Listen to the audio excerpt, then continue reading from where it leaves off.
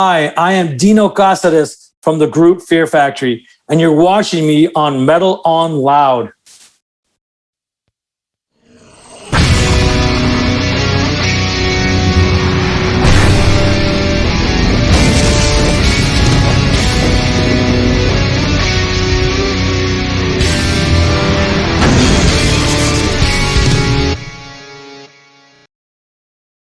How's it going? Where are you calling from?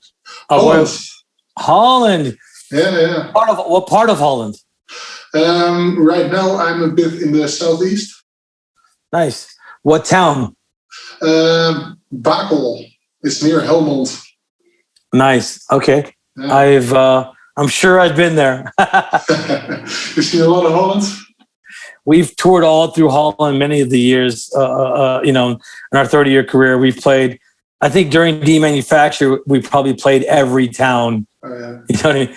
Every small venue, every town. We just, that was a record that really opened the doors for us. And for some reason, our booking agent thought it was a great idea to, book like 15 shows in Holland and, 20 shows in Germany and, 12 shows in France. You know what I mean?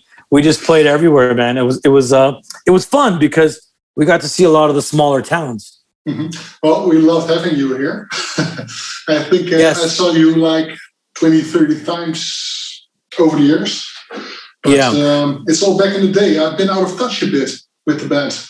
Yeah, I can see that, things, people's life changes, you know what I mean? So, they go through different things. I understand. But that's good that you're coming back. And that's great because right now is the perfect time because you got a killer fucking record to enjoy from the classic Fear Factory. Yeah. That's the first thing that struck me when I was listening to this album is how much it reminded me of the old stuff that I love and played. It's classic. That's cool. I mean, Fear Factory has a formula. And sometimes we bring new elements into the formula, but overall, we're still the classic band that we started from day one and from even the Demanufacture era moving forward. We still use all those elements to create records. Yeah. Back in the day, the music you make, it was really new. There was nothing like it out there. That's what I remember. Yes. Fear Factory, I think when, even from day one, we were a very innovative band. We weren't afraid to experiment, to create challenges for ourselves, and I think that's overall, music, because sometimes music should be radical. It should be, different. But we were able to create a unique sound for ourselves that, was able to influence the metal genre. And in some cases, some people say we redefined the genre. We blended elements that are still being influenced today. And that's one of the parts about being successful in a band like Fear Factory, that we were able to create music that you could still hear that bands are using today. They've taken our formula that we started 30 years ago, and it's just blossomed into something that people, and I think that's what makes us relevant today, is because the people are still using this formula that we started 30 years ago. Yeah. So plus I think the stuff from back then still sounds fresh. Correct, it does. And I think that we, on an album like Demanufacture, we set the standard as far as production, going into, Obsolete and Digimortal and stuff like that. But we've, again, we created original sound. And I believe that we left our mark in the metal genre. Yeah. What I really remember from back in those days, that I was a metalhead that didn't like electronics. I didn't like keyboards. I didn't like electronic drums. Then came Fear Factory, and it's like, that's how it's done. Yeah, I mean, when we first came out, it was like, all the keyboards and all the melodic vocals, a lot of people were turned off by it, because you got to realize that when we came out back in 1990, it was at the height of death metal and grindcore and that's kind of like where we got put in the middle of all that. And so a lot of people were like, in that genre, were like, what the fuck is melodic and, you know, melodic riffs and melodic vocals? What the fuck's that? And then these keyboards, and like, you know, what the fuck? And it just kind of turned people's heads, and we're like, the same thing that they didn't like was the same things that made us stand out. So we did something right? Yeah. It was a really strange time metal-wise. There were many different sounds, and you had Fear Factory. I remember Dynamo 95. Oh, yeah. If you look at the lineup there, it was so diverse and awesome time for metal. Yeah, because you had like Fear Factory, Dog Eat Dog, Typo Negative. You had all these different bands, Life of Agony, all these different bands. And those bands I mentioned were Roadrunner bands, because I remember like the majority of the bands that played were Roadrunner bands. I remember they called Dynamo 95 Roadrunner Fest because it was all Roadrunner bands. Roadrunner dominated in the mid-90s, you know what I mean? Roadrunner Records. And these days it's different.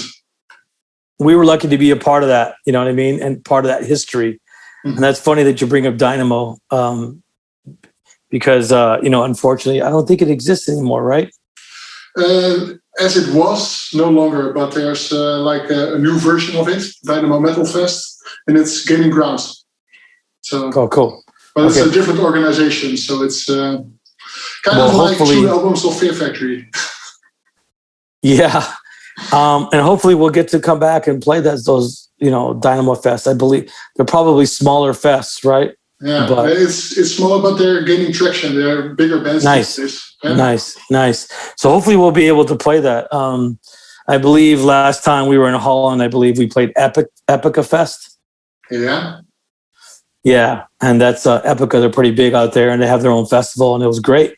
It was great to be a part of that. And the reason why I bring up Epica is because they did a Fear Factory cover. They did a Replica. So it's Epica doing Replica. And it was a good version. It's different. The thing that surprised me lately when I was preparing for this interview is how much drama has been around the band. Yes, it's not just drama. It was life-changing experiences that we went through. You know, with lawsuits, you know, bankruptcies, divorces. You know, a lot of things happened while I was going through all this. You know what I mean? Yeah, it was rough, man. It was not a good experience. I had a really bad 4 years, you know what I mean? But luckily, things turned around, and I was able to regain control of the trademark. And that's it. I was just able to, you know, get control of the record and add all the elements that it needed to make a great Fear Factory record. Yeah, it really surprised me because when I think of Fear Factory, there's the singer and there's you. That's the picture I have. And then I see the drama and it's like, that's not about them, is it? Well, I didn't really have any drama with the singer. I think the singer has his own drama. And I believe that, you know, from what I've read, because I haven't spoken to him in 3 years or so, and just all the stuff I read that he said, that everyone else is to blame except him. I disagree with that. I think we're all to blame. You know, we all need to take some responsibilities for what happened, and responsibility for our own outcome as well. So that's it. I mean, it was a very tumultuous time. Sure, there's a surrounding story, not just the album, but around the album. And it's a very unique story because I can't think of any band that kind of went through this. You know what I mean? Here I am with a great album, with a singer that's on the album, but he quit the band years ago, but the album still has his vocals on it. And that's because the record company wanted it that way. And so, you know, when I regained control, I just went back in and made all the studio magic happen, you know, with the right team around me. You did that before, right? What's that? You did that before with another album. where you recorded many of the stuff in the studio again. I think I read that somewhere. we went back because there was a version of 2017 that we finished the record. There was a version that we finished, but fast forward to 2020 when all my court proceedings were over, and that my outcome was positive for me. I was able to move forward with Fear Factory and bring in and add new elements and add live drums, because the previous version had programmed drums. So I was able to add live drums. I was able to get Andy Sneap to mix the record. I was able to get Damien Renault to produce the record. I'm not going to say we redid the album, but in some ways we did. We added the live drums, definitely added some more dynamics to the record, right? Yeah. We went back and we reamped my guitars, added a few little overdubs here and there, and made the guitars sound even more angry. And then we had a lot of keyboardists come in and add, their different keyboard, especially a song like Recode that has a lot of orchestral pieces in that. But all through the record, there's so many different sounds. I mean, there's probably sounds that people don't even know yet what they are. And Fuel Injected Suicide Machine, which is one of the heaviest records on the album, has distorted flutes in the middle. Flutes. That's what that was. Yeah. Yeah. I like that one. It made me smile. I'm a fuel injected suicide machine. Yeah. That's also samples from the movie Mad Max, from the Knight Rider character in the movie. We also have horns on the record, like horns. We also have bells, like the bells you hear during Christmas, bells, just to accent certain parts. Just those little things like that were new stuff that we've never used before, new sounds that we never used before. And just adding those things just made it even more interesting, I think. And I think that once people listen to the record more and more, they're gonna discover all those things. So those are the things that I was able to bring in later on as well. You know what I mean? And just working with other keyboardists, definitely helped add to this record, add to the certain nuances, of this record, the drums with the more dynamics of the album. And it was, and then we did a lot of editing and studio magic on Bert's vocals to make him sound like $1 million, so there's a lot of things there's a lot of things that you could do in the studio, with manipulation, that's where technology is taking us as far as what we could do on the computer, and just how to make things really stand out and perfect certain things as much as we can. If you look at the opening of the album, the voice that says, "If you're listening to this, you are the resistance." Is that how you feel right now? Yes, definitely, for sure. Because everything that we've gone through, perseverance and challenges in life. Not just in music, not just on their album, but just in life altogether. You know what I mean? Not just us, the world. Because when we first were working on the record, we were in a different political environment in the world. The world was divided. People were divided. People were, there's so many conspiracy theories going on out there, and that's enough to piss anybody off. And just lies after lies after lies after lies. Songs like Manufactured Hope, deals with lies.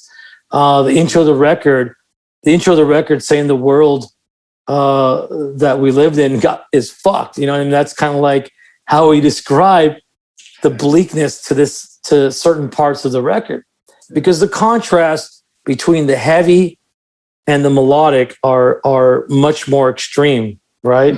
I believe we took it to a new level, not just vocals, but musically, all in general, the songs in general. You know what I mean? Yeah, I think it's all part of the Fear Factory formula, as you mentioned it. The society that we live in, it makes us this way. It makes us feel angry, and it makes us oppose each other and fight each other. It's all a construct, I think, in a way. Yeah, but we have a certain theme through most of our records. We have a theme where it's a relationship between human and AI, right? And how AI plays a really big role in our life today. Like, for instance, now how we're talking, you know, handheld computers on your, you know, you can hold your phone. It's a computer, basically. It's a computer, and you know, just how Big Brother is watching us, and how we're letting this come into our lives. You know what I mean? We're being tracked 100%. The algorithms are tracking us, and that's just how it is. Progressive with robotics. You had a company called Boston Dynamics that are coming out with, you know, robots that can jump and run and skip, and you know, they're building these robotic police dogs. There's a lot of stuff how we're progressing. Nanotechnology. They're experimenting now with that, where they're actually creating a blood cell as small as a blood cell that they can put into your bloodstream and attack certain diseases like cancer. So I can't wait for that development to really progress, because they could save a lot of people's lives. You know what I mean? Especially when it comes to cancer. And just, you know, all the technology of how not only that it plays into our day-to-day lives, but where it could go into the future. You know, there's always pros and cons. You know, this sort of technology could get into the wrong hands, and you know, we could really be fucking with nature, and things can really go in a bad way, right? But there's also the technology that can really help us. You know, and it's pros and cons. You know, and some are more extreme than others. But I hope that I live to see all this progress, because you know, we've been talking about it for a long time, and it would be cool to see some of the stuff really, some of the really big stuff become true. I think this is a catalytic time for technology, and there's still a lot to come that we can't even imagine. Well, you know, there's hackers that have been fucking with our infrastructure. You know, certain oil companies, certain gas companies, a lot of companies are just getting hacked and fucked with, and you know, they have to pay these people, you know, ransom money. And I think that's the new war. The new war is online. It's the computer war. That's the new war. It's not going to be, you know, some country bombing us, or us bombing some other country, even though it happens. But the new war is going to be all online. I think you're right there. Yeah. Are you a happier man in these days? Have you refound your personal happiness? How do I say it again? Have you refound your personal happiness? Are you a happier man these days? Definitely. I mean, there are a lot of things that really, really make me happy. It's family, friends, close friends. Creating music. Some of the people that I work with are amazing. Those are the things that really make me happy. One of the big things that makes me happy is that when I do create my music and create my art, that other people are able to enjoy it as well. And that was one of the beauties of being in a band since, you know, for the past 30 years, that I was able to create a unique style and a unique sound, very original. And, you know, people are inspired by it. People are influenced by it. And people just love to listen to it. And I think that's the beauty of being successful.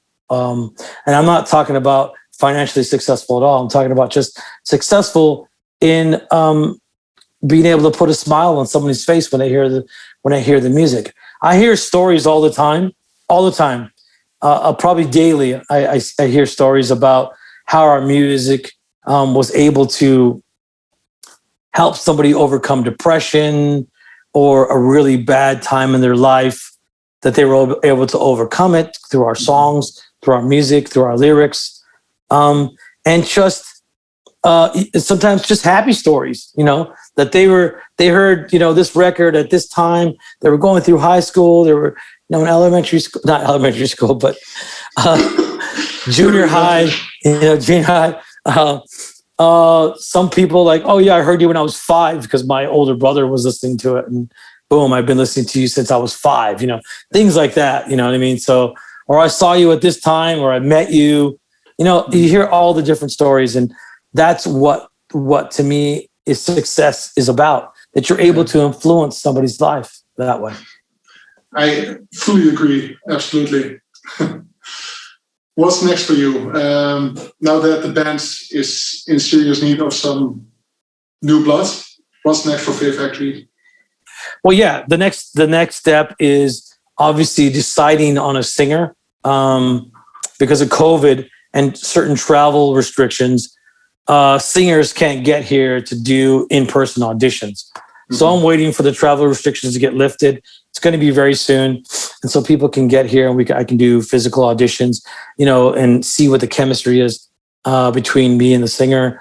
Mm-hmm. So I can move forward with that. And once that happens, we're going to be able to tour, and we have plans for next year, all of next year, pretty much, and moving forward. So I look forward to that. And I've been doing these interviews not only to promote the new album, but also to promote the future of what's to come. I want to, people are slowly but surely starting to realize that Bert is really gone. And so once they can get past that, then they will be able to, have an open mind and be able to listen to what's to come. Mm-hmm. So it can only be good. It's time for the pandemic to end and the revolution to begin. Exactly. And once that starts, we're moving full steam ahead. Thank you very much for talking to us, and I'll see you out on the road for sure. Thank you, and I appreciate you, and I'm glad you got back into Fear Factory. One last thing is thanks to everybody who supported the band for the past 30 years and who continues to support the band. Without you, a lot of this wouldn't be possible. Thank you for contributing to the GoFundMe campaign to make this record what it is and get it out to all of you. And I want to say thank you very much and enjoy this record. I'm sure you will. It's a great album. Go to fearfactory.com for everything. Thanks a lot for your time, bro. Metal and Loud.